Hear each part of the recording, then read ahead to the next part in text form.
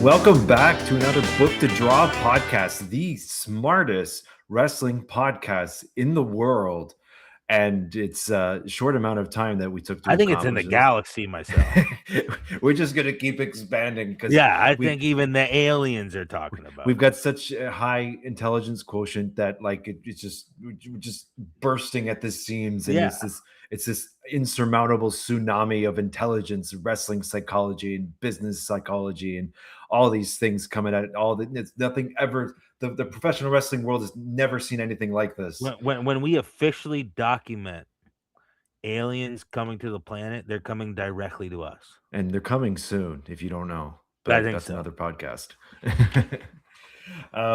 Yeah, so we're back, and we reviewed. We're going to review Maple Leaf Pro. They did a new set of tapings, and I think, do you want to just jump right in, or do you have any quick riffs to get off the top of your head? I'd like to say this because over the last few weeks, when it seems like the wider broad news of everything I had to do to clear my name is finally hitting online, I'm getting a ridiculous amount of requests to watch matches, to watch clips, and unanimously, the one thing I see more than anything, and what we've covered a lot on this show, is people do not know where or why they are doing things.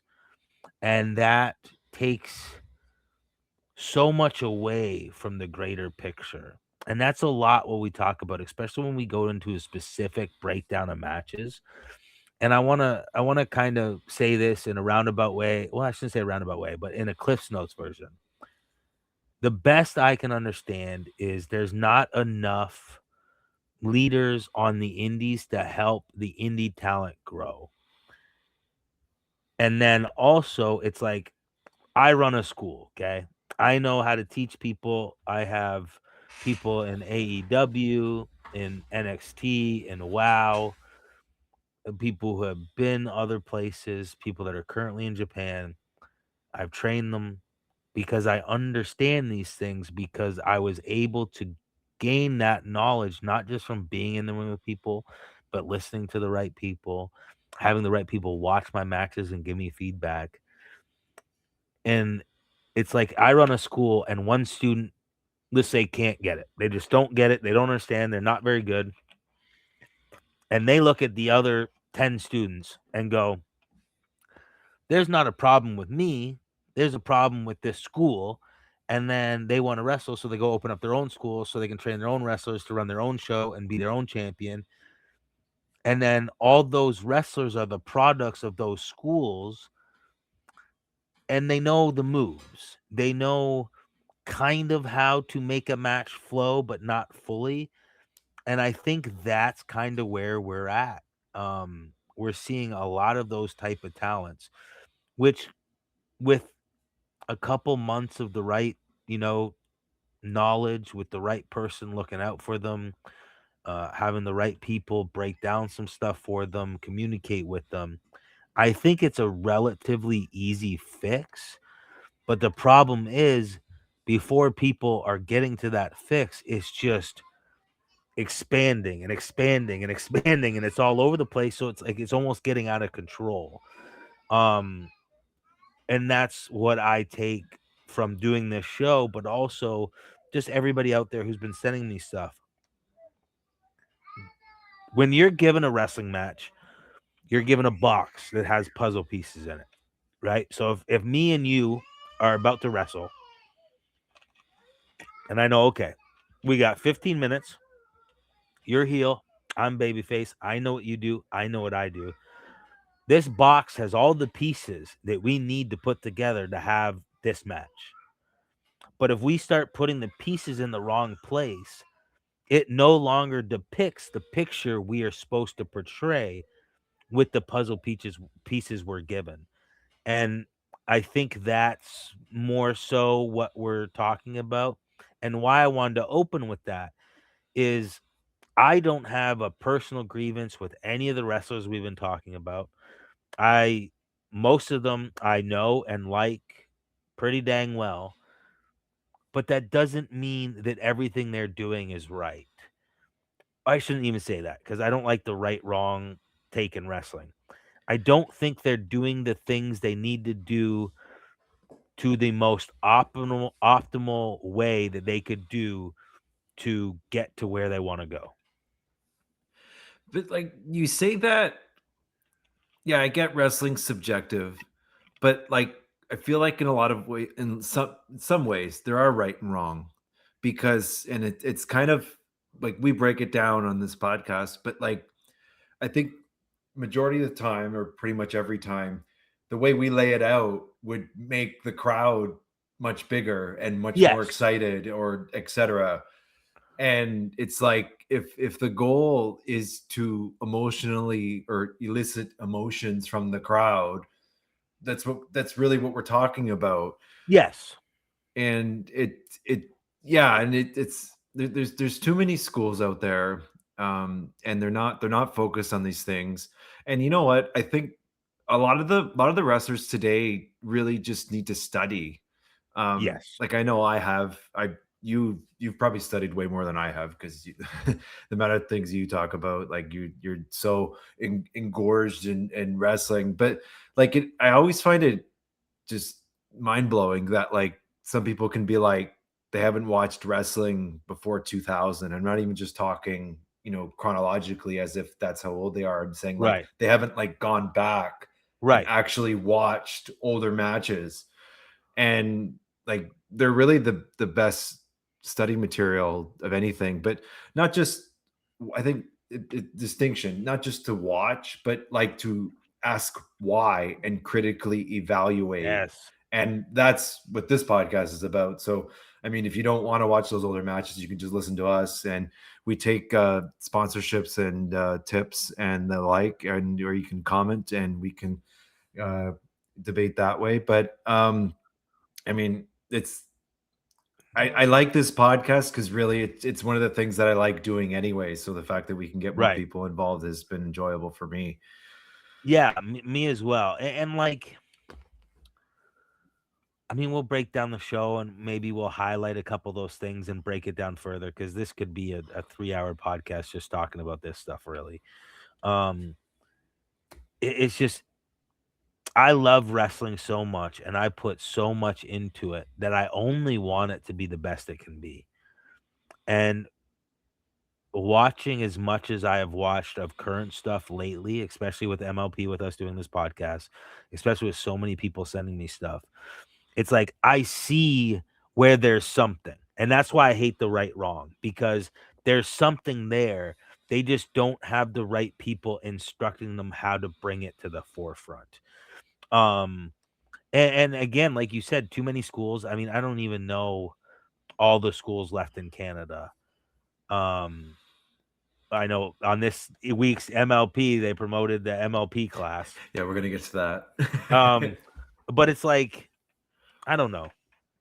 I just think, in a lot of things in wrestling or a lot of things in life, people always say, you know, well, you don't have to be great yourself to be a teacher or anything. And I think with pro wrestling, you kind of have to be like, you kind of have to be really good at minimum to be able to teach somebody the things they need to know to get to where they want to get and do what they want to do. And there's not enough people out there with enough, like, I don't care if you've been wrestling 20 years. If you've been wrestling for 20 years and had 30 matches a year and all in the same places with the same people, there's no way you can help people get to the next level because you don't even know what the level before the next level entails. And that's just it's become, yes, when I had my wrestling school, I liked making money.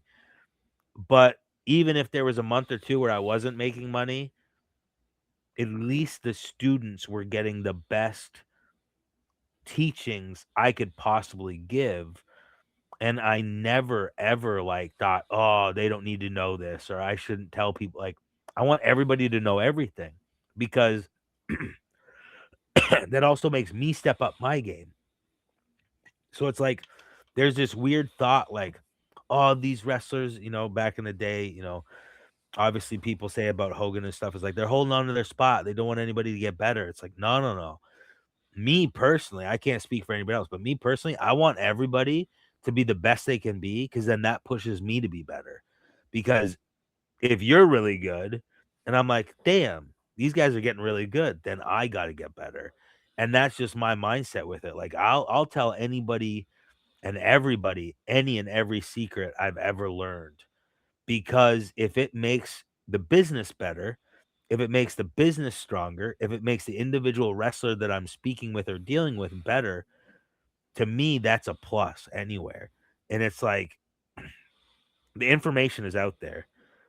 You can seek it by watching, you can seek it by reaching out to the right people. Like I've always, offered match review or a monthly thing where we can check in every week, just ask questions plus a couple match. Like there's all these things. And I feel like people don't take advantage of that. They're okay wrestling, a couple times a week and going online and saying how great their match was. And if you really watch the match, it wasn't that great and they need some work. And that's okay. Like it's okay to need to improve on something. It's okay to need work. But I feel like people hate not understanding that. Like, or they hate somebody telling them, hey, you need to do this better, or you need to work on that, or you work on that. It's like everybody has this ego inflation, which to be a wrestler, you have to have an ego anyway. But it's like your ego inflation shouldn't be so big that you can't take any advice or you're never going to go anywhere. And it's like we're kind of going on a sidebar, but we'll try to sum this up, I think. But I But think I don't think it's much of a sidebar because it well, it's retains relevant, yes. So yeah. that's why I'm kind of going with it. But I think what my kind of question is realistically how viable the independent scene is as a business anymore. Like, and I'm talking like the legit independents. And what I'm saying is like, yeah, like it's these wrestlers, like it only it behooves all of us to work together and get each other over. But Yes. it's like there's such a lack of, I guess, uh maybe camaraderie is the word. And it's like Yeah, they I I I'm trying to articulate all of this succinctly, but it's like, but a lot of the times, like I agree. It seems like someone will ask for advice just so they can be seen asking for advice, and there's no actual initiative to actually try and improve, right. or they just want they just want to be like, oh yeah, did you see how sick my shooting star press was or whatever. And there's so much more to wrestling than just the surface level. Yeah, and it was one thing because everybody hates the yeah, but I always appreciated, like, this is how I would go about when I asked them for advice. So I would ask for advice from someone, and then I'd say, "Can I explain to you what my thought process was going into it, so you can help me maybe fix that thought process?" And that's how I always tried to teach, because I can tell you what to do and how to do it. But if I'm not there constantly telling you what to do, how to do it, when to do it, you're never going to learn, right? So it's like the breakdown of the philosophy is what's missing. And if you're going to a school or learning from people that don't understand the philosophy anyway, you're never going to learn the philosophy anyway. And a lot of the critiques that I give, obviously there's some blatant, like, just not very well trained people, but for the most part, it's like you have all the moves, but you have no clue why you're doing the moves. And if you don't know why you're doing the moves, then you're not showing the crowd why you're doing the moves. And if you're not showing the crowd why you're doing the moves, then they can't follow along the way you want them to follow along. And if they're not following along how you want them to follow along, then you don't get the reactions that you want to get in each part. And it's just, it's that trickle down effect, right? Once you start missing the point, the crowd starts missing the point, and then it goes all the way down, and then nobody cares. And that's probably the biggest thing that we found with Maple Leaf Pro is that too many like loose ends, so to Yes. say. And I just to throw out a comparison, like what's interesting is that if you watch, say, like Starcade or like any regular television show pay-per-view from the 80s, pretty much across the board, every match does flow properly. Yes. And that's like, I don't want to get on a soapbox and talk about how much better wrestling was in the older days, but like the the samples and the evidence is there in terms of like but I think you hit it where it's like it's not so much me just telling you what to do. You have to be able to comprehend so that when you're in the situation you can make those decisions and produce what's necessary, right? Yep. And I think it's a good segue into Maple Leaf Pro because I felt like the first match this was the theme of this episode, but like the first match, it started off. We had Rhino come out. So Yes. he comes out and he says he's tired of waiting. The show just started, but he's tired of waiting. And he's calling out somebody in the back to get gored. And they have poor little Bryce Hanson in the back who's shaking in his boots about what's about to happen. He hasn't even put his gear on. I did And like that part. well, I did too, but it was just kind of like I think the way you would position that was like he kind of just gets grabbed out of like maybe like he's getting coffee or something, and like that's how you throw him out there rather than being like this was clearly set up. That like Yeah. or So or like say Sheldon's getting called out because Sheldon's, for our purposes, Sheldon seems to be the leader of this group even if he's not on purpose. But say Sheldon gets called out and he says no no no Bryce, and he just grabs him out and throws him out there, something it's like funny. that. So I wrote that I didn't mind how it was done, but I would have rathered like the group come out with Sheldon on the mic, make it look like he's gonna take the Sure. match, and then promo, promo, promo. But tonight, Rhino, Bryce Hanson's gonna take care of you. You know what I mean? Like I do agree with that. It's literally have what I have written on my notes. I did like that he was in street clothes. I did like that it wasn't a full squash because I only know Bryce from messages I've gotten from him in the past. I thought he sold great. Mhm. I thought he I was selling his butt off for Rhino. I It think he was was getting his like face in front of the camera. they had good stuff. I think again, it's just tying up loose ends where like I think what kind of took me out of it, and I don't blame Bryce for this.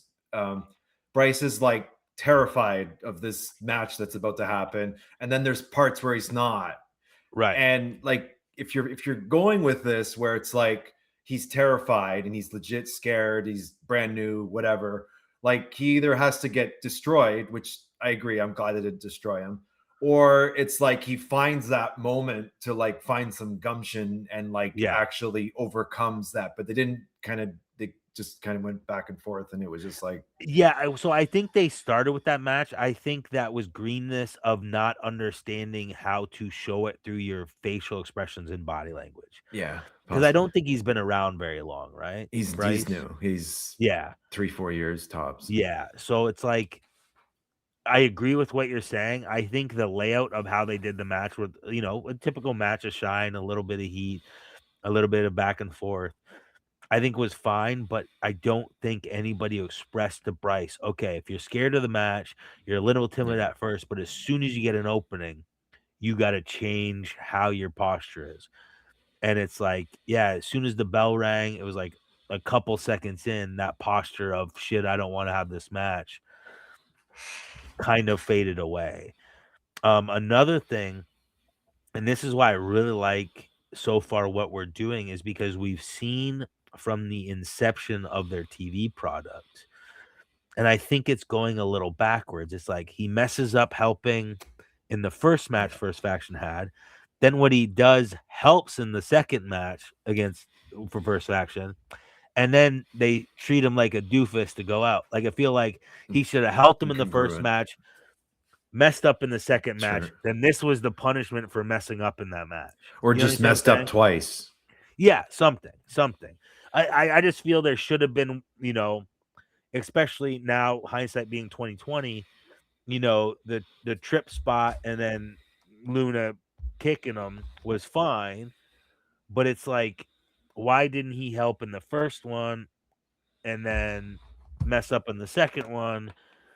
It's like you got to give people a shine even as a heel, Mhm. And what I Mhm. mean by that is him cheating is still a heelish thing, but having it work the first time, I think would have benefited it. Well, like at the end of the day, he still needs heat, and I think that's what you're saying when the heel needs a shine, because like the heel's job is to get heat, and if there's no heat in the match, it's kind of like I think we're gonna talk about this later again, but like it's it's all just about fundamental story points, Yep. and with the match overall was fine. I don't think we really need to like break down things, No, as I but I said, I think think it it's was laid really out good. I think Bryce did good. yeah. I think his selling was good. I think he had good facial expressions. I just would have went more in depth of how to change gears as a heel when you actually start getting on top and showing that you can actually do something. Well, and I think too, maybe like clarification and whether he's actually a heel or if he's turning babyface or something like that. Because I think that's a little incongruent too. And I don't blame Bryce. I think it's the production and what's being presented. Does that Yeah. make sense? Yeah. Yeah. And I agree. As I said, I think Sheldon and Brent and Bryce walking out and Sheldon kind of being on the mic and running down Rhino, like maybe, because part of his promo has been, we want to take it all. And it's like, he can say that, Rhino, I've said it time and time again, we want to take it all. And what's in front of us is you. And you need to be put down because you know what I mean? Any Rhino in the wild comes up to a big game hunter and they get put down, and that's what's going to happen tonight. So tonight, who's going to accept your challenge? And then it's like Bryce Hanson. He's like, what? I thought you were, you know what I mean? Like That those makes little things. sense. You're right, right. Yeah, as I said, those were literally in my notes because I don't. Sometimes wrestling hurts itself by thinking the wider audience is going to know more than they know. Yeah, You're new. For sure. You're new out there. You're in week 5, you have to be able to still tell your stories clear and introduce everybody to your audience until it's ingrained in them to have a reaction right away. And there was one line by Morrow. I didn't write it down, but I think he said something about Rhino having championship aspirations. And I don't think that was by accident. I'm thinking Right. that maybe they're building, and I mean, even with what we've seen of Rhino, he looks like a killer, and Yeah. rightfully so. Um, I think it's just for our purposes and critiquing and breaking this down, it's something to bear in mind as we kind of project and talk about these things. Yeah, and he's gotten 2 fairly quick wins, which makes sense, and Rhino's a name people know and people believe in, and when he's in big time matches, he always delivers. I remember him coming in for a Ring of Honor title match against Kevin Steen and them just tearing the house down. So, like, he's a good place to put in that role. The question is, him and Stu's not the right match because it's babyface, right? You need a heel champion if he's going to get a title match. But other than that, yeah, we've said week after week, at least putting some significance on wins and losses and the fact that people want the championship, I think that's important in wrestling. Because it's giving people a reason to have every match, right? I don't think every match has to have a personal gripe, but I do think every match has to count towards something. And in sports, wins mean closer to a championship. So I'm glad that Morrow does that. And Morrow, comes from a sports background with mixed martial arts and commentating for that. So it makes sense. And I think he's doing a really good job. I've had nothing but glowing remarks for Morrow and Don on commentary. I think they're a really good team. Yeah, I agree. They hit the points that they Yeah. should and all that stuff. So next up was Psycho Mike. There was a promo, and they were, I guess they just pulled some fans aside and were asking them about Psycho Mike, Yeah. and it was good. Again, Psycho Mike clearly has a connection with the crowd. It just Yep, seems very like much they're so. not running with it. Kind of, they're doing these Well, promos, but yeah. they're not doing they're not doing anything with him in the ring. But they got Jay Lethal next week, so we'll see. Yeah, I have high hopes for Um, that. I know Jay's, just a phenomenal wrestler mhm. and will get the best out of Mike, and Mike's very talented himself. So Yeah, should be a I'm fun match. hoping, yeah, I'm hoping that they do something because still, much like this week, which we'll talk about the next match, I think having him debut in a 6-man tag was okay because his partners were Billy Gunn and Zach Gowen, and they have, equity in wrestling and they have name value in wrestling. But him eating the pin, I mean, I think we said, clearly they're going towards Jay Lethal and Mike, which they are. I still don't think I would have had Mike eat the pin in that 6-man tag. And I mean too, like, okay, so you've got Jay Lethal and Mike planned for next week, and I mean, I'm guessing that's been planned probably since the beginning. Yeah, Um, like if you're gonna promote this specific match, what are you going to show of Mike on MLP television that's right. gonna like build him up? Yeah, Right. And at the very least, if he had at least won that match or gotten the pin, which you didn't necessarily have to, but then at least you'd have that of him right. doing something. As I said, I think what I broke down was if we could get Jay and Mike into something, because on that same episode, they did kind of the shoulder tackle in the the shoulder bump in the hallway. I think that maybe them getting out of the ring and fighting while the finish happened would have been ideal because I do get the Squirrel and Jay Lethal getting a win, but I would have liked, I think, at least Mike, because he's just Psycho Mike right now. He's not Psycho Mike Rollins anymore. Um, So I would have liked to see something different. I understand Jay getting the pin as well in that match if they're going to the singles match, but I still think that they should have protected Psycho Mike in that 6-man tag. He should have, like you said, either won or got into a situation where he wasn't the one getting pinned to help elevate him. Mm. And then next up, we had a Rudra promo. And Yeah. this was Bhupinder, right? Like Yes. it's because well, the only reason why I'm asking the question is because they did a Bhupinder promo last week. So Right. maybe there's some kind of split personality thing, I'm guessing. Yeah. or it's just inconsistent where they got Bhupinder and then they got Rudra. I don't I don't know. I'm they filmed assuming the first one and didn't like it, so they filmed another one and just aired it. now that I've But seen it, like, maybe it makes the first promo mean a little bit more.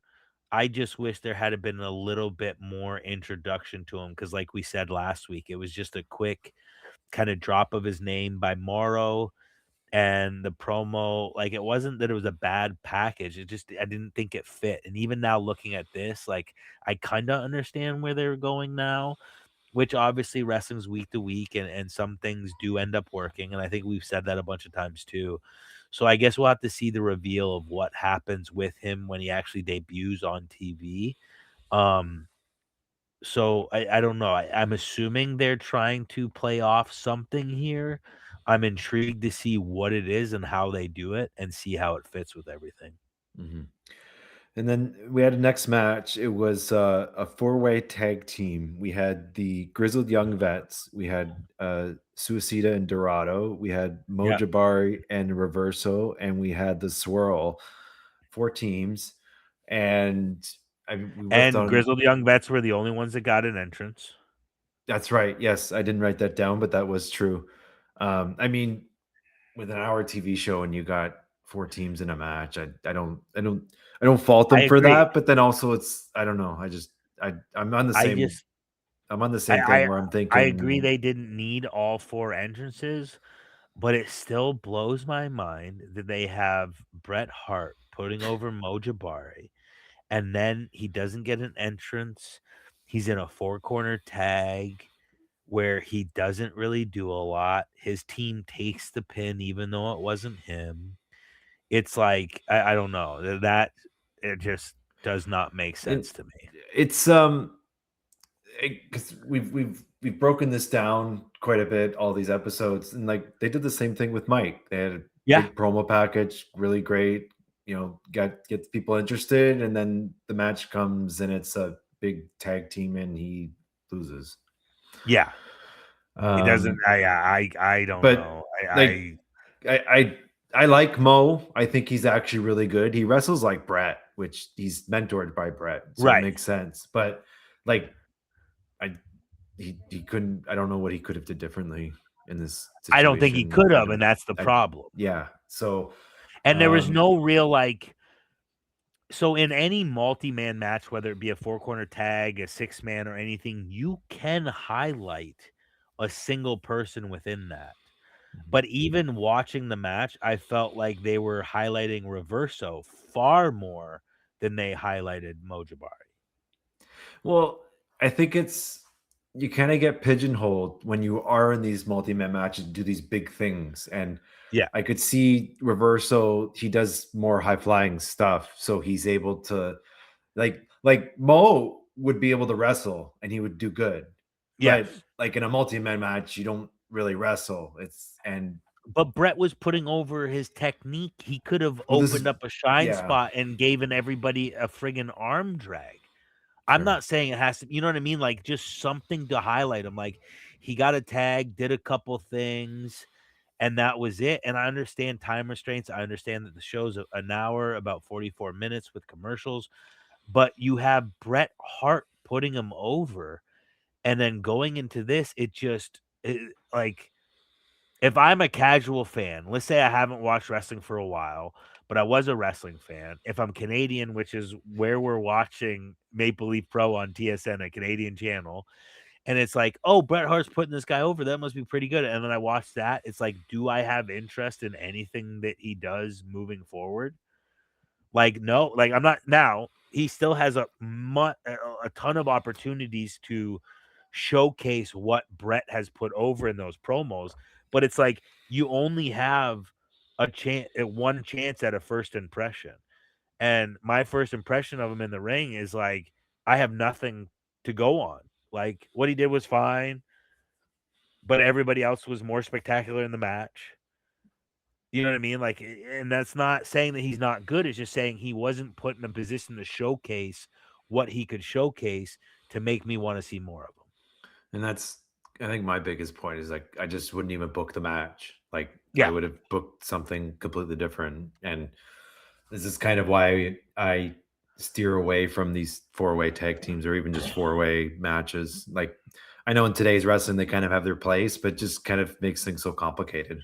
Yeah, like they're easier when you're booking like a house show or a pay-per-view because they kind of give a Yeah. break from a singles or something. And if I'm booking a show, I think I said this before, like that's the type of match I put on right before intermission. So it's just a Yeah. car crash and everybody's going into intermission going, holy crap, that was amazing. You see what everybody did? And obviously you can't do that on TV. And I understand wanting to get as many people on your product as possible, especially because you do have tag team championships and they have highlighted them a handful of weeks. Um, I think Suicida and Dorada already lost to the tag team champions. So like why are you putting them over? The Grizzled Young Vets had a win on TV already, and we haven't seen them since. And, I know they weren't pinned, but still, it would have been nice to see them, I think, get the win. And I think that Reverso was moving way too fast in almost everything he did. I think the Grizzled Young Vets were great. I think that Suicida and Dorada did everything they do. I think the Swirl did great. I think we focus too much on Reverso when we've got this plug for Mojibari, and I don't know, it lost its luster for me because I'm watching the TV. I'm excited for Mojibari. If Bret Hart puts somebody over, I want to believe that they're going to be great, right? And I'm not even saying he's not. I'm just saying this was not the showcase to have him debut after you have Bret Hart on your TV putting him over. And I think you bring up another good point that like if we laid out all the themes that we're seeing.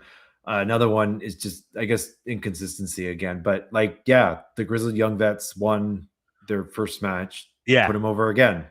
Yeah, right. why not? And Yeah, yeah, Dorada and Suicida lost their first match, so they don't like. I guess you're trying to spread around the people winning, but like, does that does anybody get over if you're just kind of spreading it around, or if you just take turns? I think yeah, and I that's mean, if they were gonna pin Reverso anyway, you could have had the Grizzled Young Vets do it, right. right? Like, And at again, that's least just a build some personal steam on preference. them. The only reason I can understand is because Grizzled Young Vets are a heel, first faction's a heel, so they're not trying to build to that match. But why do you want to see a rematch with Dorada and Suicida if they already lost the tag team title match? I mean, I With guess maybe they could just build to a rematch and put the titles on them. I mean, that's fine, but I don't know. I question certain things like that. Again, for a four-way tag, I think a lot of the stuff they did was impressive. yeah. Um, Blake Christian is getting really good at TV wrestling. Mhm, Yeah, he's doing his spots, but he knows to find the cameras. He knows when to take his time. mhm, Um, Lee Johnson's really athletic. You can tell he lacks a little bit of the TV guidance. But also remember, Blake Christian spent some time in NXT. So I mhm, think that probably helped him understand TV wrestling because that's the whole point of NXT. I know mhm, people say like, "Well, why did Bryan Danielson or Seth Rollins go to NXT?" It's because wrestling on the indies is different than wrestling on TV. mhm, It's 100% different. I know people wanna explain that it's not, but it is. mhm. It's a lot different because indie wrestling, all you're doing is wrestling for the people who bought a ticket. TV wrestling, you're wrestling for the people that bought a ticket. You're wrestling for the people who are watching on TV. You're you have so much bigger team to work. Like I heard somebody talking the other day. Well, when you're in a singles match, you have three people that are working the match. You have the referee and the wrestlers, and if it's a tag, it's five. And it's like no, no, no. You're working with the camera crew. You're working with the commentators, and you're working with the referee. Like you have a lot more people that you have to cater to and you also have to take the time, and as again, I've said this, and I'm gonna come off as a broken record the longer we do this podcast. It's like you want to talk to the commentary team. You want them to get points across for you. You want the cameras to be involved so they don't miss anything. You want the referee to do his job. It's such a package deal when you're on TV, and I don't think anybody's telling them. Like I would be shocked if any of the talent who doesn't have any real TV experience outside of MLP, if any of them are even talking to the commentators before they go out there, without maybe the commentators going up to them and asking specific questions. But I would always make sure, I got the TV and I go, okay, I'm wrestling so and so. I'm going this way. He's going that way. What do I want to get over tonight? Okay, I go down to the commentary team. Hey, we're gonna do this little spot. Uh, I'm gonna give you some time to kind of cover that spot or cover me. Then he's gonna do this. You need a little time to cover what he did, why he did it, who he is, and it's like nobody's seems to be giving that, and the only saving grace is Morrow and Dawn are pretty good at their jobs, really good at their jobs, so they're doing it themselves. But you need to be able to instruct people to present the picture that you're presenting, or the wires start getting crossed and the presentation isn't all it could be. But I think too, when you comprehend what's going on and know what to look for, you can tell that there is no communication. And I Yes. think Don and Morrow are obviously really good, but I think their I guess their commentary lacks color, for lack of a better term, where it's like you'd like to see them dive more into the actual story of the match or even just the wrestlers in general. Yep. And it could be that the wrestlers maybe aren't taking the initiative, or maybe there's no clear actual And picture from the I back. will admit it's a little bit more difficult in a situation like this because of time restraints with 8 people, but it is something that I've kind of seen outside of, like, Johnny TV and TJP and, like, those guys are probably still talking to Morrow and Dawn, but also there's enough available footage out there and info about those two that you don't really even need to tell the commentator something because they will already know who those guys are, right? But yeah, and that's something that the wrestlers need to focus on. It's teamwork to get you over. You know what I mean? Like a lot of people in the Attitude Era got over because of Jim Ross's commentary. Like what they were doing was great, but Jim Ross put emphasis on it. I remember seeing something the other day, like Michael Cole be like, I think I commentate like Jim Ross. Why is he considered the best ever? And he's like, and then I would listen and I go, oh, it's the way he gets about certain things. So if the commentator is putting emphasis on something that you're putting on emphasis in the ring, then the people at home are not only seeing your emphasis, they're hearing their emphasis of what you're doing. And then it changes the whole picture. And that's something that people need to understand about wrestling. Like, that's something that you can work on the indies, especially if you're getting footage to send out to places. Once you start understanding that and developing that, like anything in life, it becomes second nature, and it's just kind of rolls off your body. Like where the cameras are, how to pose, your facial expressions, where your opponent should be. And that's a big thing too. Like timing and positioning is such a lost art in wrestling. It's insane. I hate seeing people do something and then they sell to the corner, but they realize their opponent sold to this corner. So then they have to change positions. I hate when people hand their hands on whips because there's there's so many of these little things that are so easily fixed. Like I saw this, I see this on more matches that I'd like to admit where people are selling on the ropes and they do the old, hey brother Whitney, and their hand comes out. It's like, no, if you got kicked in the gut, sell your gut. Right? If I get four in them, I'm selling the ropes. Here's my hand that you're gonna whip me from. You know what I mean? I sell here, but there's an opening right here. See that daylight? Because guess what? My opponent comes and grabs my wrist and pulls me out from the cell, then goes to whip me. And it's like all those little things take me out of the match. Because, like I said, everybody knows that pro wrestling is often choreographed and predetermined. Our job is to make people forget that it's predetermined and forget that it's choreographed, right? Like, I'm not going to watch a movie and be like, that scene wasn't very good because it's fake. But you give me two good actors on the screen and they make me believe something. And then I go, man, have you seen this movie yet? Because you got to see that movie. That movie's great. That should be how wrestling is. But everybody's so like, I don't know. It's But the art is being lost.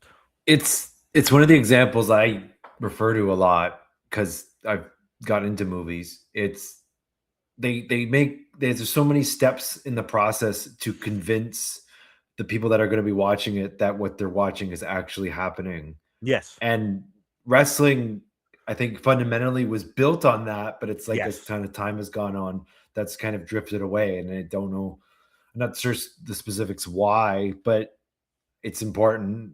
Like it's yeah, sure. Like I mean, you go to a magic show, like he pulls out the girl, puts her in a box, pulls out the saw, cuts her in half, pulls her apart, and then puts her back together. Yeah, that's impossible, but I Right. don't know how he did it. Right. So it's Yeah. And impressive. I think why it gets to me even more while we're viewing Maple Leaf Pro is I like the stories that they're telling. I like the production that they're doing. I like that the TV show flies by. It's not hard to sit and watch. But it's like the in ring is not matching those efforts. And it's still, yes, it's a TV show, but it's a wrestling TV show. I hate the term it's a TV show about wrestling. No, no, no. It's wrestling on TV. It's a wrestling TV show. So like the booking is stellar, the editing is stellar, the format is stellar. But if you're not helping paint the picture that I'm supposed to see when you're in the ring, then what's the point of doing it? It's just anybody can do that. I said it before. I said it. I'll say it till the day I'm put in the ground. I can teach chimpanzees how to do moves, but I can't teach them how to get emotion from the people because they're not going to be able to show emotion while they're doing the moves. And on that note, to transition, we went into a Dani Luna, Giselle Shaw promo. And I think, again, I think it's just kind of inconsistencies. There was, I gotta call out, there was, because they did the segment, I think 2 weeks ago now, where Giselle Shaw comes to the back and Dani Yep. Luna slaps her. And I said, kind of punked her out. And you said, Yeah. we can explain it. And you're right. Yes. But they didn't.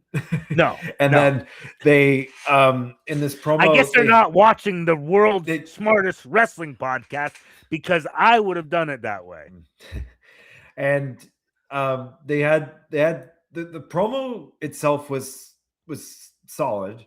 Yeah. It's they had the cut up of them fighting off, which I think, again, we'll say it again on the smartest wrestling podcast in the galaxy, a probably more effective part in that promo package would be Giselle Shaw standing holding the belt after she was sucker punched. God, man, I have it written down. I go, how are we watching this video package and the heel champion has no footage of her standing over the babyface challenger?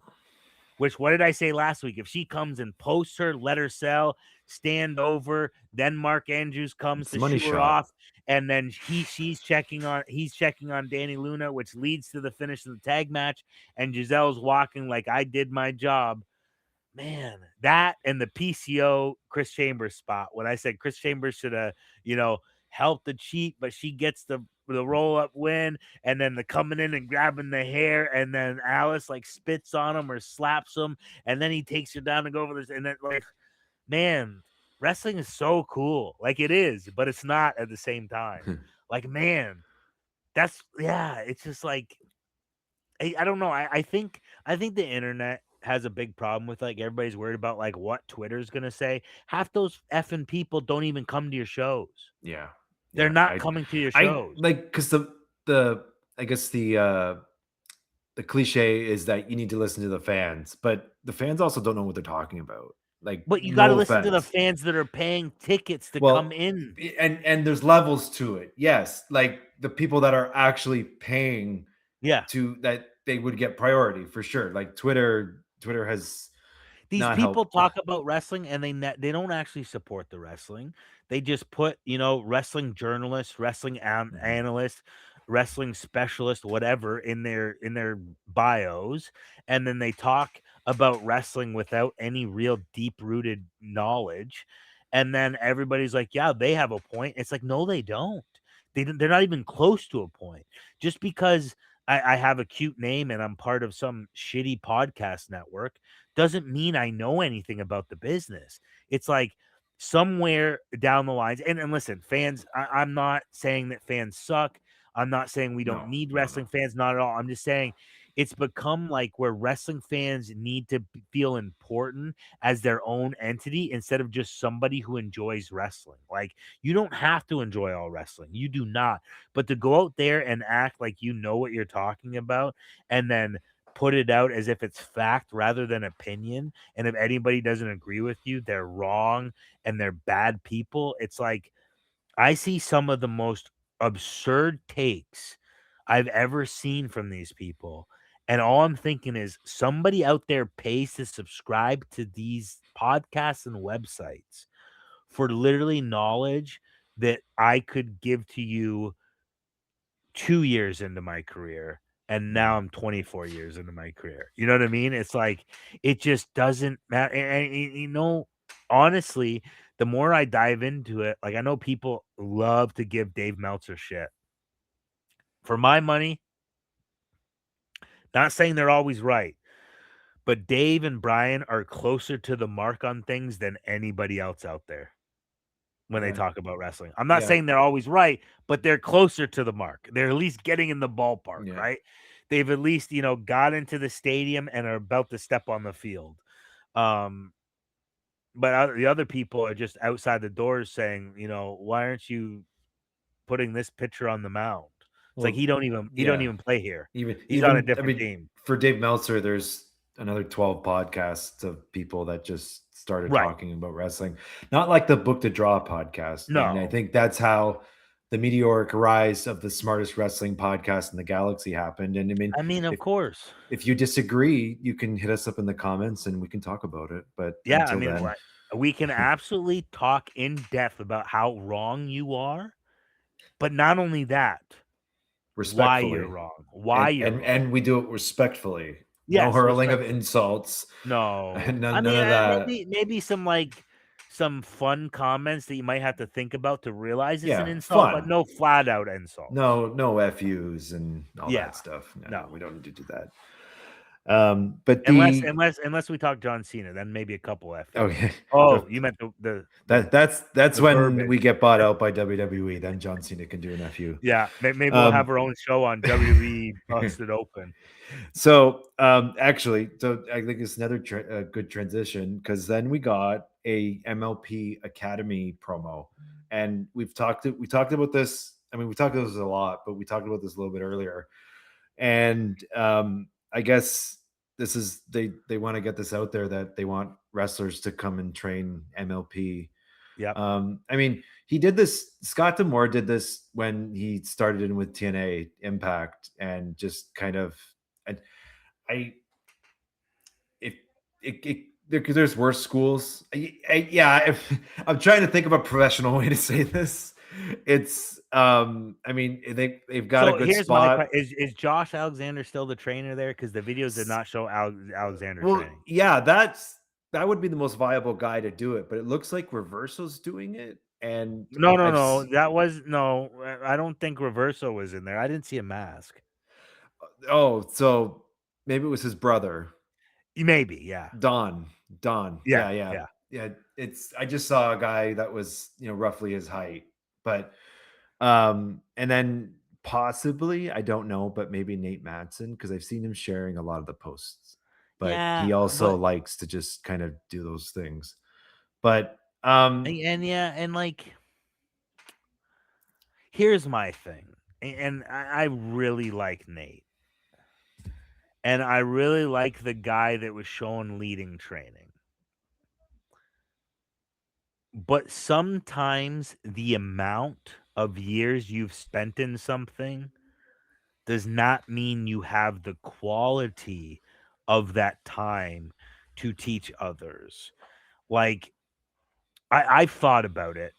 And for me to get a wrestler to debut and be really, really good, like, not just I'll book him because he's cheap and he's good enough.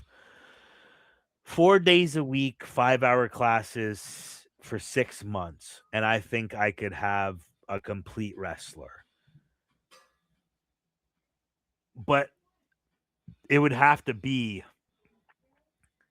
and maybe even 6 hours, but 5 hours would be good. It would have to be 4 days a week.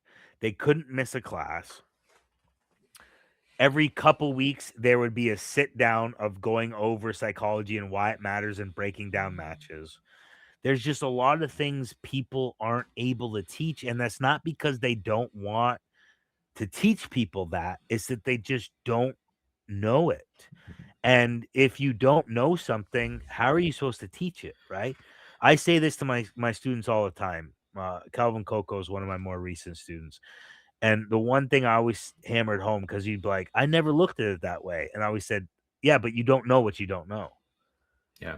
And if you don't know what you don't know, then how the heck are you supposed to tell people what they don't know? And it's like, the wrestling moves are fine, but you need to teach people like why we do something certain way. So a young wrestler from Canada actually sent me a clip earlier, and he asked me to break it down for him. And the things within the clip were great, but the problem was the little things that were happening before and after what was happening didn't make sense. Like, he actually enlightened me. He said, and I already watched it, but he said, I gave him that move, and then I kind of gave a little fire up to the crowd before I covered. And I said, Right thought, wrong place. And he goes, what do you mean? And I said, if you're hitting a move, anytime you get a cover is technically a false finish. So you want to make that move in a situation that looks like it could finish the match. So it doesn't matter what the move is, it matters the body language, the facial expressions, what's happening before, what's happening after, that makes that move a believable thing. So, for instance, if I'm the heel or baby face and I'm on the defense, and then finally I hit something quick on someone, like let's say a power slam, I want to dig in that cover deeply for multiple reasons. Reason one is I just got hit. I don't want to get hit because the more I get hit, the higher my chances of losing happens, right? Like my percentage of losing, the more damage I take, starts getting higher and higher. So as soon as I get something, I want to cover them because I don't want to lose.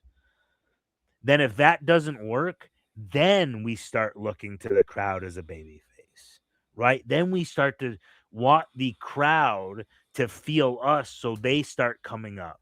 And them coming up makes us come up. And they think that their cheering is what's making us do this, right? We don't want to say, hey, cheer for me. We want them to cheer and us be like, because you're cheering for me, I'm getting the strength to overcome this. And there's a difference there, right? I'm sure you've seen it on a million indie shows with a million young guys. The come on, let's hear it. Clap, clap, clap, clap, clap. No, you want to be in a position where your facial expressions and your body language have people automatically drawn to you, right? So if I hit somebody with something and they kick out and then I come up, I might look around to the people, but that's more of like looking around like, what do I got to do? It's like, okay, now I got to go for the big layer. So now I slowly back in and then I raise that arm. And as I raise that arm, then the people start coming up and then I start cheering for, yeah, you're really giving me the power to throw this layer like I've never thrown it before. And it's like you got to give people a position to cheer or to boo and then make it look like their cheers or their boos are what's making you do the next thing. But now it's like, oh, I'm about to do this cool thing. Cheer for me. I'm about to do this heelish thing. Give me heat. It's like, no, no, no, no. You need to let that organically grow so that as it's organic there, then you react and the people feel that they've done something to help you do that next thing. And that's what's missing. Yeah, and all of that I concur 100%, and that was brilliant. I think just because we're talking about it, I guess wrestling training in general, one thing that I find is missing a lot is teaching selling and how to Yes. sell and when to sell. And I hit this one specifically because like I know there's a number of schools that like don't even do it. They don't even talk about it. They don't even think about it. And it's just another one of those things where like it's just it's the lacking of details in today's product and today's wrestlers. Teach Um, every move 3 times. Teach it once to get the hang of it, teach it twice to perfect it, teach it 3 times to learn how to sell it. Nobody does that third step. If guys don't sell when I'm training them, get out of the ring, do push-ups or squats. But it's just training. Yeah, but in my life and everything I've seen, you practice how you play because if you don't, then you start playing like you practice. And it happens every time. and it's because I know a lot of schools just get together and practice moves. It's almost a waste of time to practice moves because you can do that in your own time. When you're actually Yeah. training, like there's so many other things that you could explore and talk about and learn rather than just practicing power bombs or superplexes or Yeah, it's whatever. like and it should only take a couple seconds to teach a move anyway. Yeah. Yeah. This is how you do it. No, Yeah, do it like this. And then it's there you I go. remember at 14 going into training school and then be like, "Okay, we're teaching body slam." I was like, "Teaching?" I knew how to do a body slam when I was like 10. And like the only thing they wanted was me to switch my hands to put them down. You know what I mean? Like I picked them up right there, like, okay, switch your hands and put them down. I was like, no problem. But this I got all day. Like, come on. I body slammed everybody I ever knew my entire life. It's like suplex, knew how to do that. And it's like I think maybe wrestlers don't watch wrestling. I don't know. I don't know what it is. I'm at a loss. All I know is that I need to open up a wrestling school because I have students going to wrestling schools here. They're saying, yeah, Elgin, we really need you to open a school again because we're going to get ring time and we end up just training people because they're not learning well enough. I'm like, I just need 2 rings, a space big enough so I can have, a beginner's class and an advanced class going at the same time. I want to do one class like maybe like, I don't know, 10 a.m. to 3 and then like 5 to 10. And then I get the 2 hours in between to go work out, do my thing, and then I train people. And both of those times we got a beginners and an advanced class. The advanced class is more like an open ring, but they can get my attention or somebody else's attention on the staff. And it's like, yeah, man, that's the goal. Next year, I'm hoping to open up that.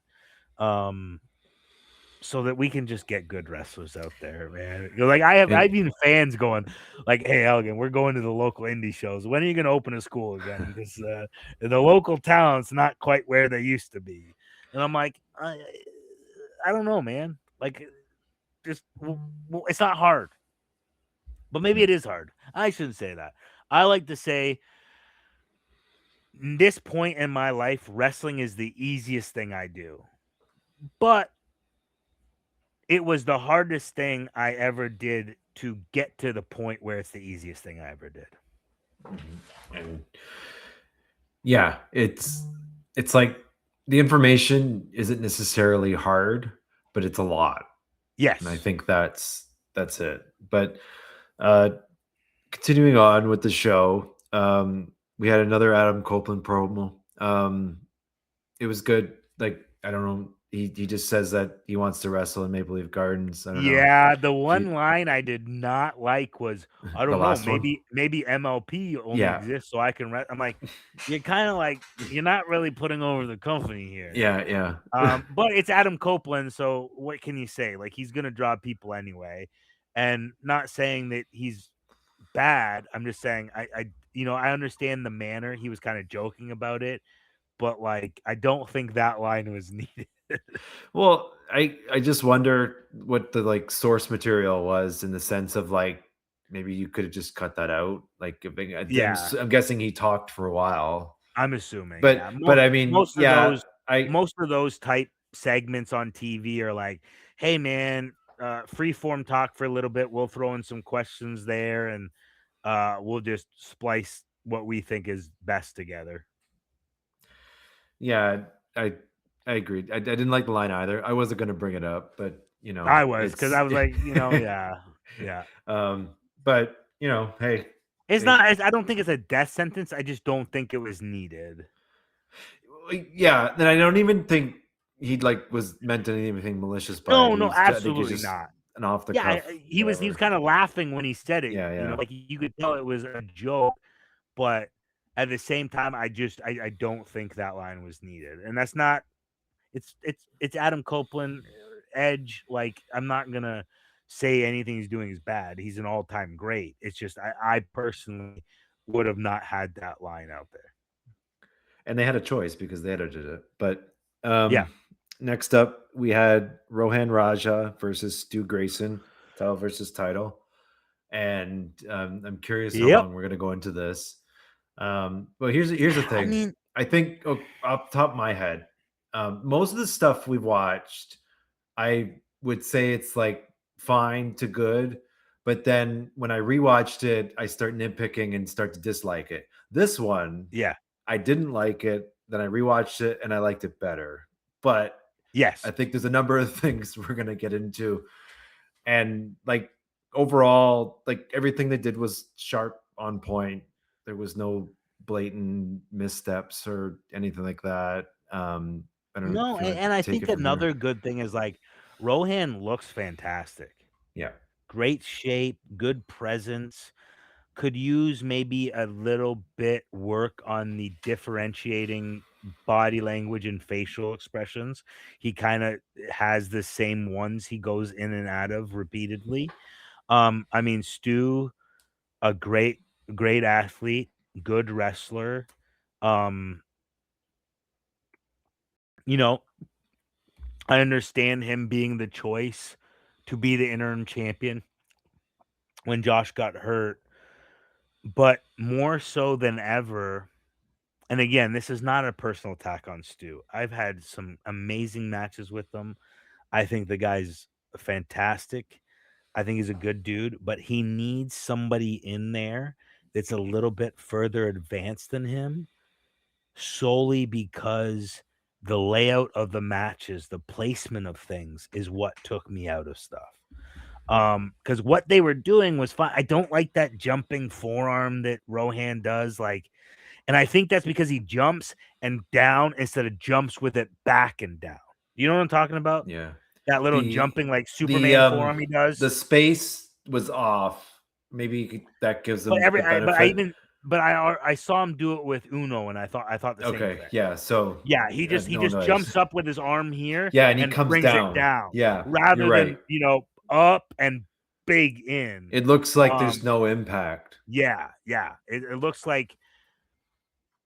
It looks like he's intentionally trying to be safe, but the art is making it look like it's hurting while being safe. And that could just be lack of experience, right? But he just jumps kind of straight up in the air with his arm in position and then brings it down. That's that one big thing, like where you want to jump way in the air and spread out like you're gonna poster somebody with a slam dunk and then bring it in. That was the thing I saw there. And to be honest, my biggest gripe is leading into the suplex on the apron. So if there's anything prior to that lead in that you Yeah. want to go So over, that's fine. I watched the match a couple times actually, and there was nothing, experience was the biggest thing I saw, and that's Rohan just not being as experienced as Stu. So it's like he held his own for sure, but you could see, like, how do I put this? Sometimes when you're in there with somebody who's more experienced than you go through the motions without fully understanding, so you're not fully invested, which from the trained eye you can kind of see. Like it looked like Rohan did very well. He definitely held his own. He's somebody that if I was still living in Canada and running shows, I would use, but I would really work with him to get to the point where he's a main eventer. And I think more likely than not, he's a top guy because he's in better shape than mostly all the guys around, which is fine. I understand that, but he needs high level experience. Because it's not like he looked out of place, I wouldn't say. I just think he could have looked a lot better had he had prior experience at a higher level for a significant amount of time. well, and I said to you in our private chat, I said Rohan doesn't know how to heal, Right. and I think it's more the same of what we talked about, where it's just kind of these inconsistencies. But Yeah. The manager spot where she gets kicked out, which leads into the suplex spot, but I don't know if we're gonna go there yet. But Oh, like he no. kind of just stood there rather than actually putting it over like a Yeah. heel who's like having his candy taken away and throwing a fit and getting the crowd to like laugh at him or whatever. But I mean, I guess so. I'll break this down. We started out, they locked up, and it was pretty aggressive lockup. Rohan did a sucker punch behind the ref's back, and then did like a kick behind the ref's back, and then they went into Stu Grayson doing a shine spot, and Yeah. again, just kind of incongruency where it's like, I guess if you're trying to establish that Rohan's the heel, they did that, but then at the same time, getting nothing out of a sucker punch. Well, yeah, behind the and ref's back. this is what was wrong with that spot. He sucker punched. Then the referee was still pulling Stu back, but Stu was off that the was rope, weird. so he shouldn't. So the spot is sucker punch. Stu comes forward. Rohan goes under. Then the ref has to, and then there's the boot. Right? You did That it would in the make wrong sense. spot. Yeah. And then I agree with you. We didn't necessarily need the Stu shine right out of the gate because he's the champion. He's already had a defense on TV. Like, we know who he is. We need to get Rohan Raja on the next level. And I agree with you. I think he should have took some heat there and then brought it up a little bit for Stu. It just And turned into the shine a little bit too. when you evaluate the match as a whole, I think what was really lacking was adversity on the babyface. Yes. Because they'd really, like, I don't know, he beat him up a little bit, but it was like, I don't know, you didn't really feel it. I never truly felt like there was a position Yes. or situation in the match that Stu was going to lose. But here's the thing with that. It only makes the comeback less impactful, less, Yes. less important, all that stuff. So I don't know. And then so they went with they got on the apron the first time, which I guess was to set up later. Yeah. And the ref was like, he distracted himself, but it was kind of awkward. And then the manager, Aurora Tevez, came around the other side and grabbed Stu's leg because he was going to throw Rohan on the apron or something, which then caused Rohan to slip off and push him into. Now, the body language here. Yes. Yeah. I don't think I could push over this bottle with how it looked like Rohan pushed him. It was far. Yeah, but it wasn't just far. There was no language. It's like his arms were out here before even it was kind of like that. Like, if you're going to push somebody, you get chest to back, hands on them, and then you take a step forward. And as you take that step forward, they start to run and you guide it like you're pushing them. You understand? Like, I see it all the time when people do that, like leapfrog, and they stop short and they push them off the ropes. It's like the guy is already starting to run. Mm-hmm. It's like, why are you starting to run? It just shows that you called the effing spot, because if you do a leapfrog, you think the guy's still going to the ropes. And in this situation, it just, I don't know if Stu maybe ran a little bit too quick, but for sure there was not enough body language from Rohan to make it look like he really pushed. And Stu did a pretty good sell job on it too, right? He knocked the camera guy out, right? Didn't he eat the post and fly to the floor? Yeah, he went. I don't remember if he hit the cameraman, but regardless, he did the post and flew to the floor. Like, the post was good, and yes, it was a good idea. It changes the momentum in the match, but then Rohan throws him in the ring, and he's putting heat on him, but it's kind of like he's playing with his food rather than, I would have preferred, say Stu hurts his neck and he's really selling his neck, and Rohan just kind of picks on that and puts heat on that and works a hold and that kind of stuff. And I think that would have made things much more effective. Yeah, and I don't even think necessarily work a hold, but I would have liked to, and this is where we get wrestling's a catch-22 thing. I think this match could have used a couple more him trying to win the match during the heat instead of, like you said, playing with his food. Like, let's say that did hurt his neck, right? Let's say he took the post, boom, boom, and he is selling his neck. Then roll his ass in and hit like a neck breaker and cover 1-2 kick out. Yeah. Then, put him on his ass and drop some elbows in his neck and then grab a hold, hoping he'd tap out. And instead of having him fight out, you don't want to, roll him up, hit a DDT, 1-2, he kicks out. Then we can go, all right, you want to keep kicking out? And then it's like kick on his neck. Then it's like elbow on his neck. Then it's like a vice grip on his neck. Then it's like running his head into the buckle. And then finally just a little bit of pepper from Stu, a little bit of pepper, then something back on the neck. Okay, boom, boom, boom. Like, I absolutely agree with what you're saying. I just think that, people don't understand this whole thing is about Rohan proving he's the better champion. So how do you do that? You beat the champion and become the dual champion. To do that, you got to try to beat your opponent. And if you're not trying to beat your opponent during the heat, then what the hell is the heat for? And I think specifically what I like from what you laid out is that it establishes one that he's trying to win, but also it's the actually just working something. Yeah. And even like what you laid out, they could have simply done that, and it's really not that complicated. Right. But what it does is it establishes that the babyface is in trouble, and the crowd Yes. obviously wants the babyface to win.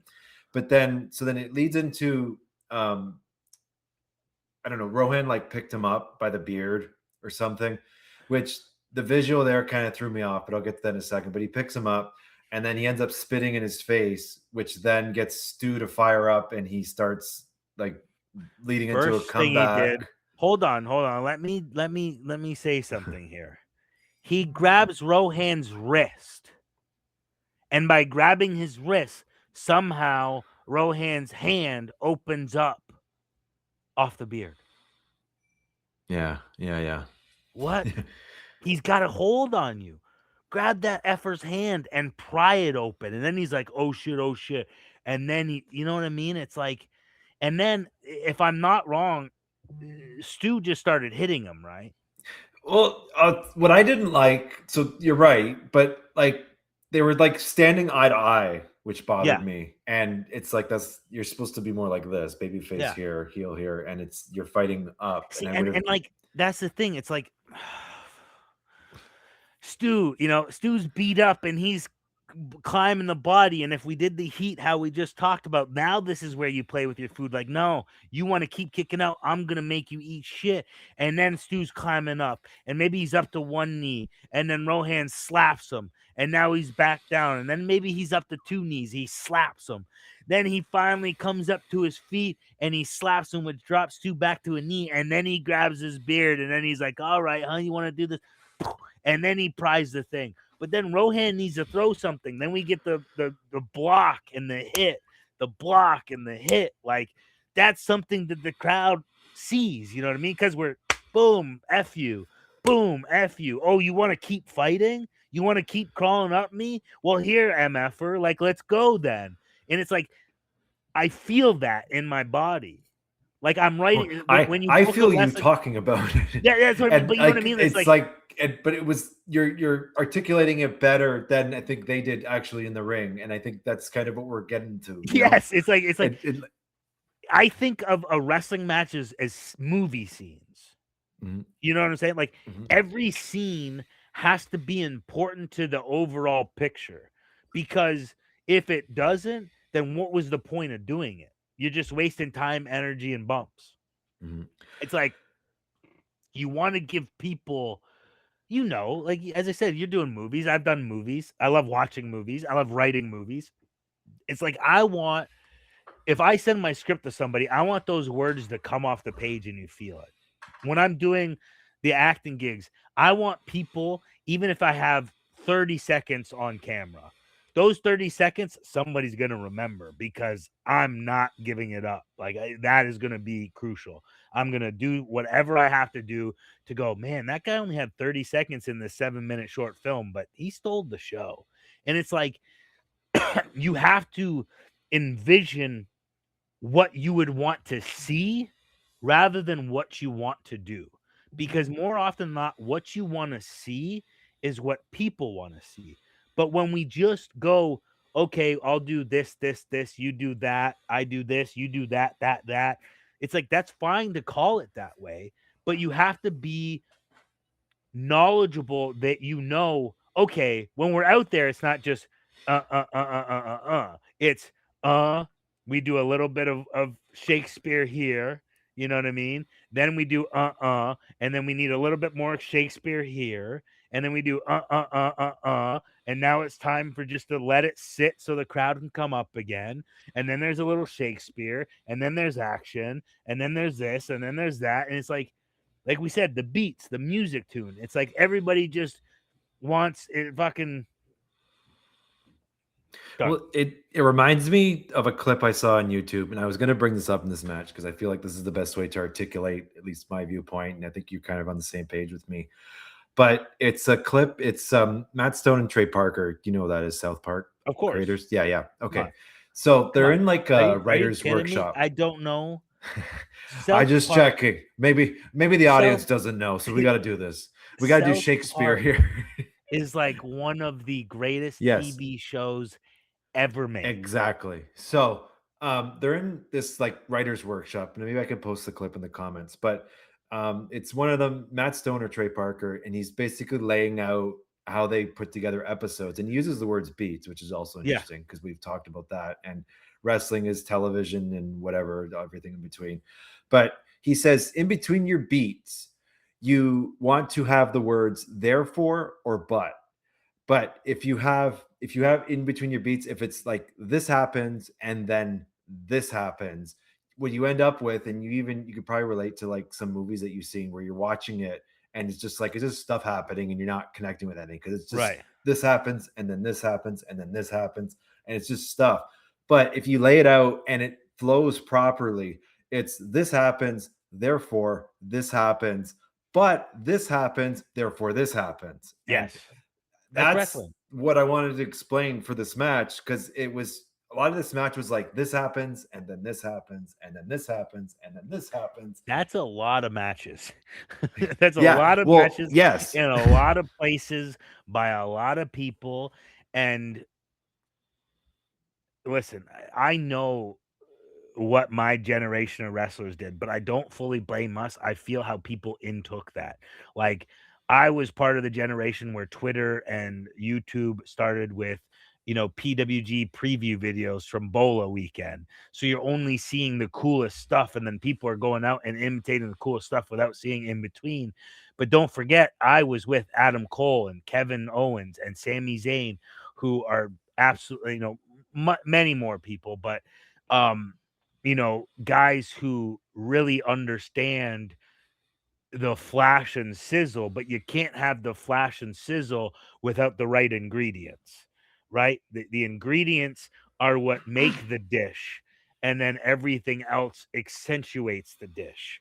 But if you don't have all the ingredients and you're missing something, it's not going to taste like the right dish. Exactly like the puzzle, right? The puzzle pieces, if we try to put the pieces in the wrong place, it doesn't tell the grand picture.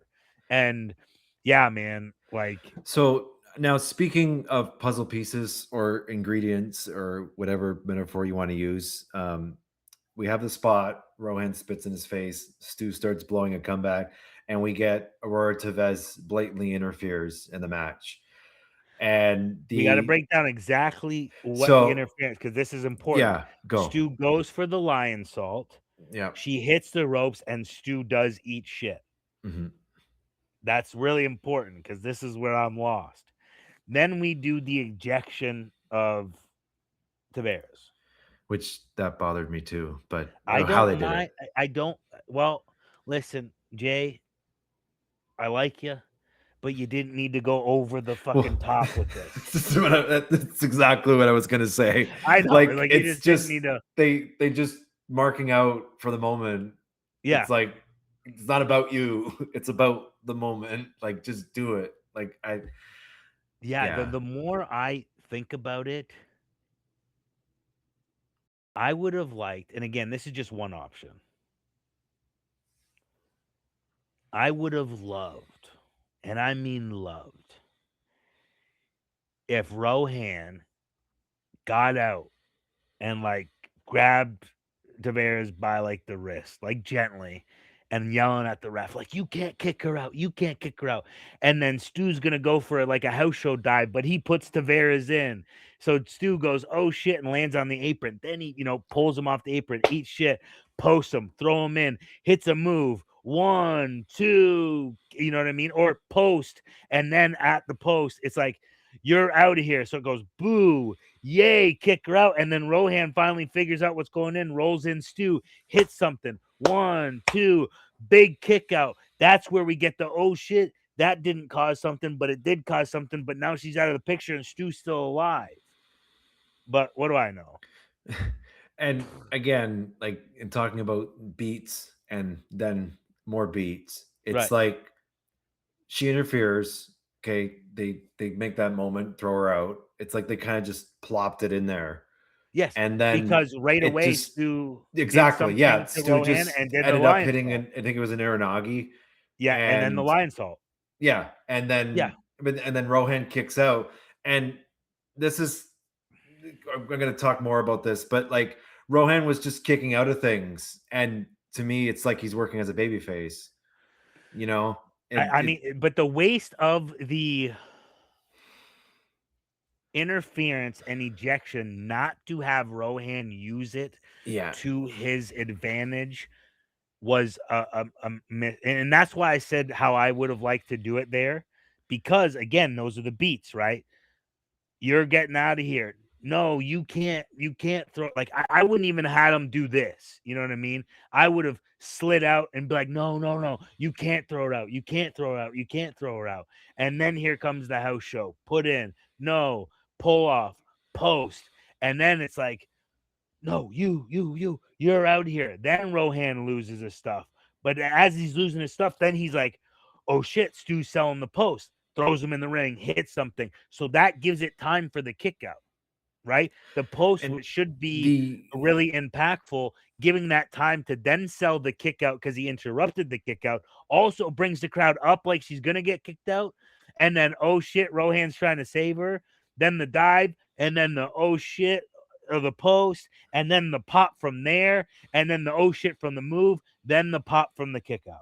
See, it's like boom, boom, boom, boom. We believe that that's going to be the finish, and Rohan has the match won, but it didn't win. And it was actually because of the Bears, even though she got kicked out from it.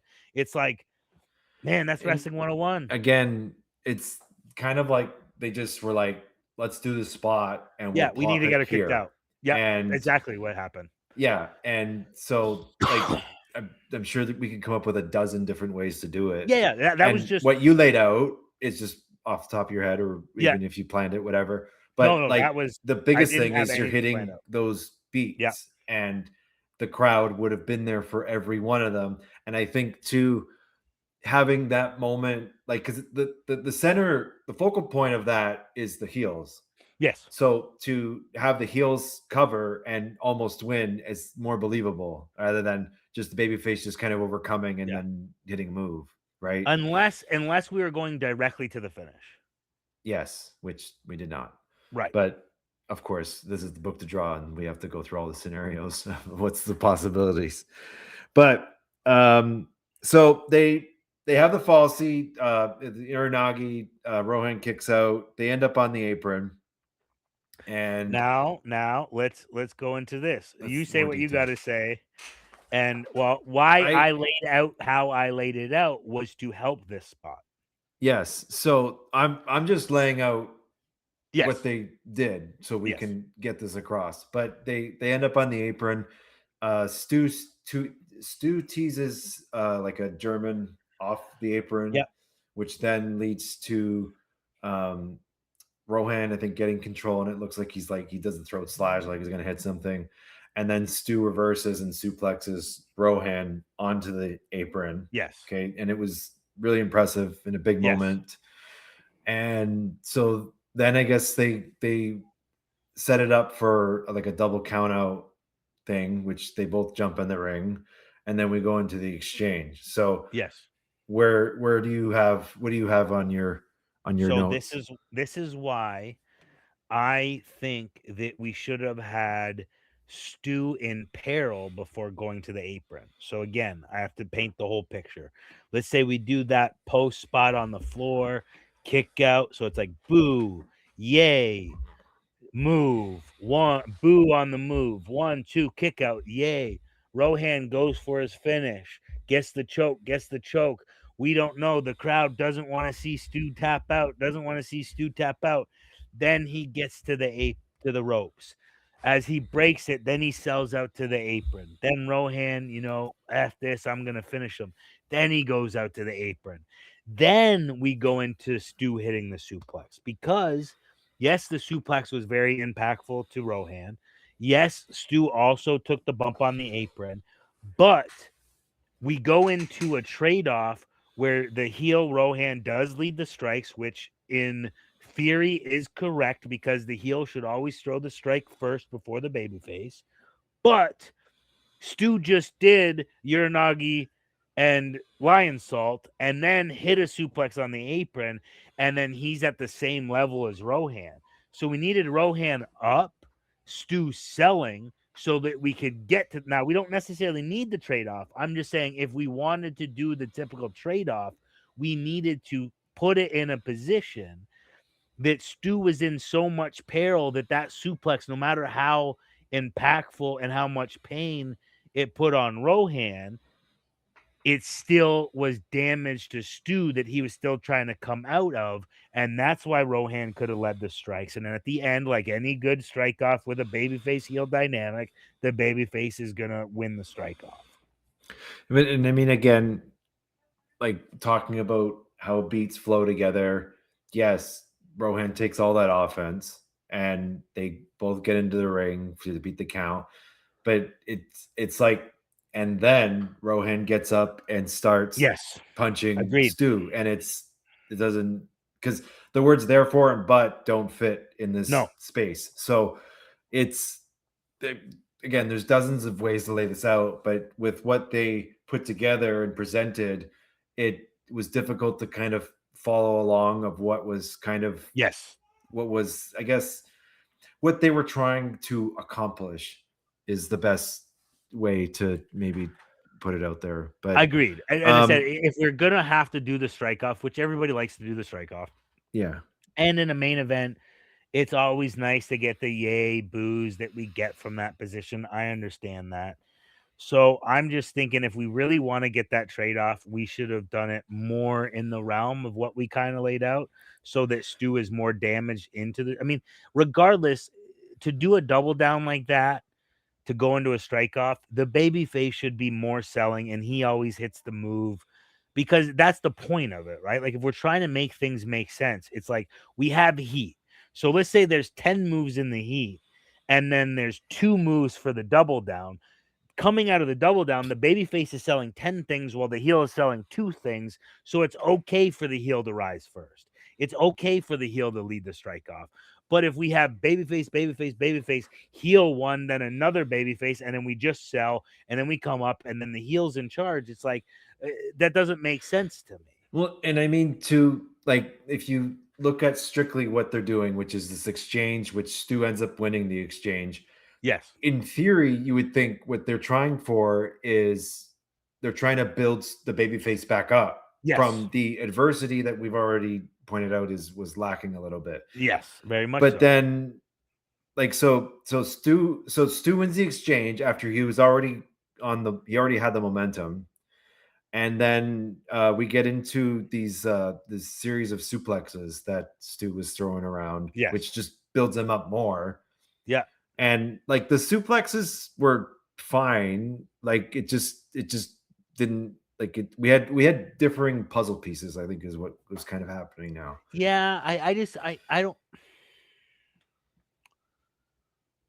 I know, like, kind of Drew McIntyre was doing the belly-to-belly suplexes for a while in his comeback.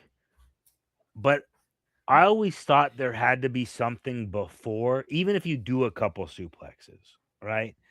I just felt the building the momentum is better because, and again, and this is if the match had been put together in the most optimal way to tell the story that it should be told in a wrestling match. How are you gonna, the first move of your comeback, hit a belly to belly overhead from standing if you were in peril before? And we've already declared he wasn't really in peril before the suplex on the apron. But if we're beating the count, you are taking a back bump on the apron, so you want to be selling the back. So how is the first thing you're going to do a belly to back? Like, there's a lot of questions that arise if you're not thinking of the overall picture, right? It's like, yeah, again, the moves are not what makes wrestling, right? It's the story we tell that allows the people to follow us. We need them to follow us because as they follow us, they get caught up in the moment. As they get caught up in the moment, they have an organic reaction. An organic reaction is better than a crowd that just wants to be part of the show. So they kind of do what they want, right? It's like, oh, well, this guy's supposed to be the heel. So I guess we'll boo him. And this guy's supposed to be the babyface. I guess we'll cheer him. It's like, this is the guy I want to win. I'm going to cheer him. This guy I don't like. I want to boo him. It's not, I guess I'm going to. It's, I want to. I want to. And for the crowd to want to, we have to give them a reason to want to. And the reason is just lacking.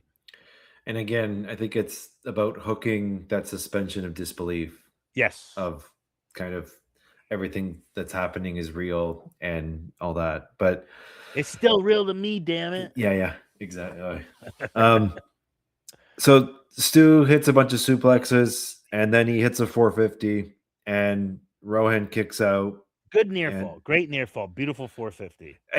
Yeah, for sure. It's like, I think the execution of everything was on point, and yes. I think we definitely. I just want to say something positive because we've been tearing down. I hear you, and that's not the point of it, right? We're just saying like, the match was good, and if you're not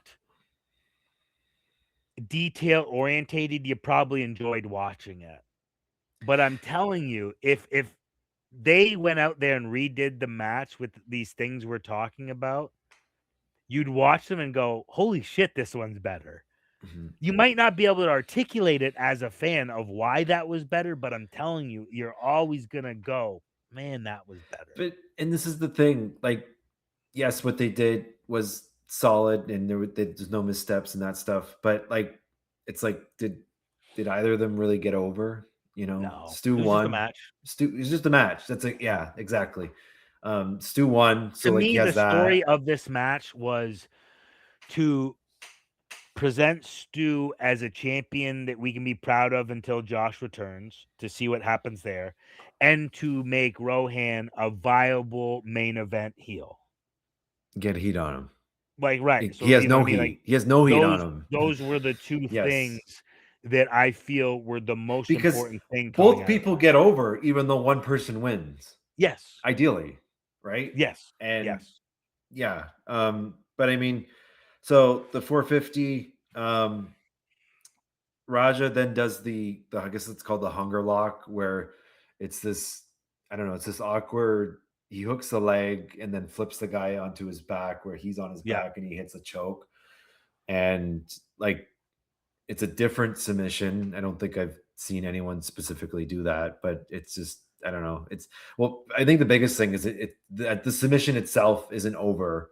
Right. So like the fans aren't really calling for it. Maybe he's trying to get it over, which okay. If you remember, I think he should have had a 5-minute Champions Grail challenge for a couple weeks before he went to this match and got that submission over, because as soon as he locked it in, everybody tapped.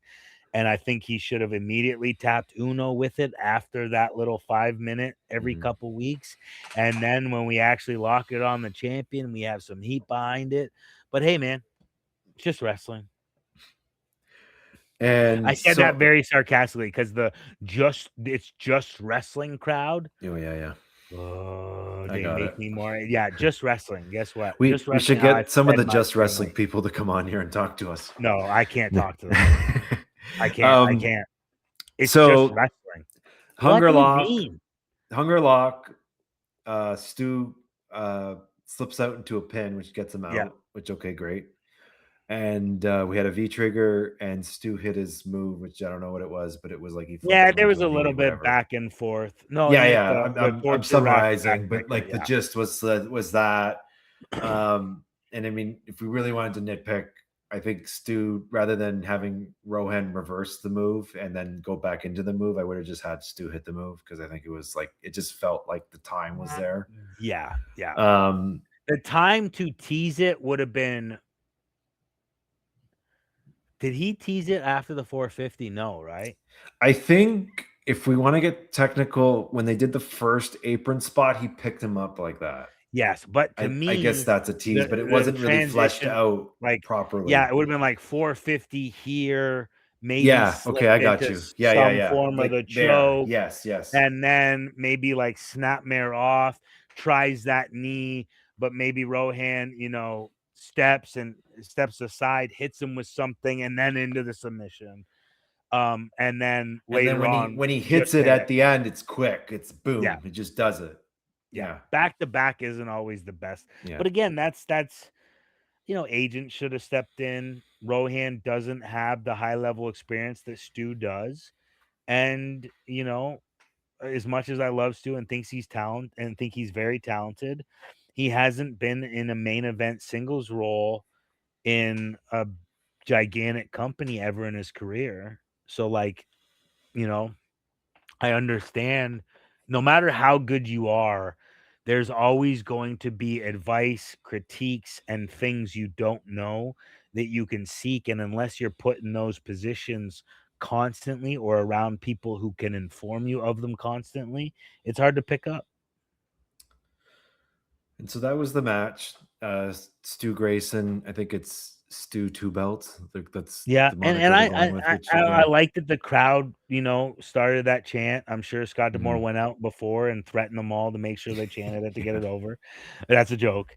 No, it's But I not. do I I do I do like that every time I've seen Stu win a match, he kinda celebrates with the people. I Yep. do like that. Yeah, that's a good little added thing. He goes out in the crowd and the people all around him. And yeah, and then we have next week's matches, which are Chris Next week's Chambers and matches. Yep. PCO, Hmm. right? Yeah. Danny Luna and Giselle, Yep. and what was the third Jay one? Lethal Mike, versus Mike and Psycho Jay Mike. Lethal. Yep. Yeah, it was hell of a card. I'm excited to watch it. Yeah.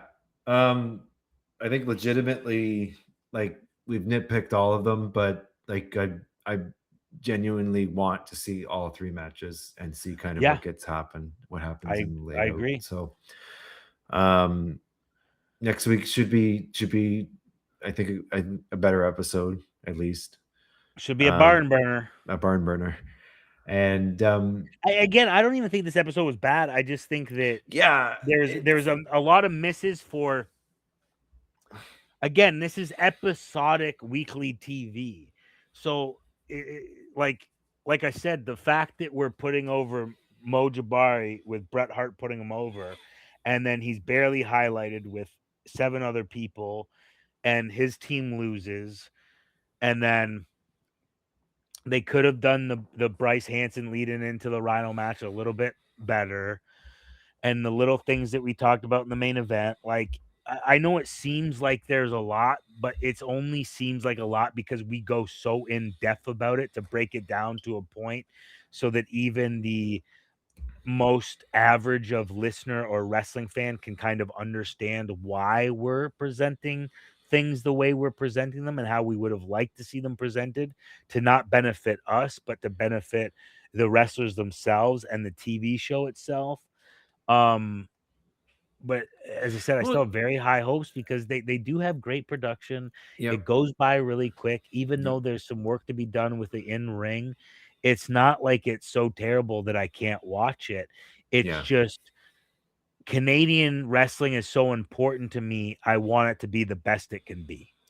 And I think a point to kind of hammer this home is that wrestling really shouldn't be so superficial that it's just you just take it on the surface level and that's Right. it. Yeah. No. There's so many layers to it. And again, like we mentioned earlier, like watching kind of older wrestling where like these things were consistently fleshed out, and it's I think the If you're watching this and you have never watched, I think it's November. I don't want to get the date wrong, but November 1985. I'll put it in the Ted comments. DiBiase, Ric Flair, and Dick Murdoch angle on that TV show. The best episode of TV wrestling, as far as I'm concerned, in the world. And if you watch that, it's like it's so captivating and so much, man. I just somebody out there throw me a quick like $1,000,000. Hmm. Let me tape 12 weeks of TV for you. You can put it on YouTube. I promise you, it will be the greatest pro wrestling thing you've seen. 60 to 90 minutes on YouTube. We'll sell commercials, so we'll even make it commercial time. Somebody out there's got to be rich, got to be love wrestling. I promise you, if you listen to all the weeks we've done, we know what we're talking about. Between the both of us, we know all the wrestlers in the United States, in Japan, in Mexico, in Canada, hell, in any South country you name, America. we probably know them. Like, let's get something together and show people what wrestling is supposed to be like, because man, it can be great. It can be the most beautiful thing you've ever watched in your life. It's like an out of body experience when it's great. The problem is, it's just another TV show that I don't need to watch. And I don't care if I miss, if it's just average. And it doesn't need to be average. There's enough wrestlers out there, and there's enough people with ideas out there that can give you well above average pro wrestling, if not great pro wrestling. And I don't think I can top that. And we're out of material. So I'm Mr. Marvelous from the Book the Draw podcast, the smartest podcast in the galaxy, smartest wrestling podcast in the galaxy. I mean, we're pushing the boundary where it might just be the smartest podcast, but definitely the smartest wrestling podcast. Unbreakable Michael Elgin, Unreal Michael Elgin, Canadian Crazy Horse Michael Elgin, Big Mike. If you followed me in New Japan, I could go a long time putting myself over, but I've changed my ways and I don't want to put myself over anymore. But I will if I need to. If it's best for business. That's right. Yeah. See you next week. See you next week.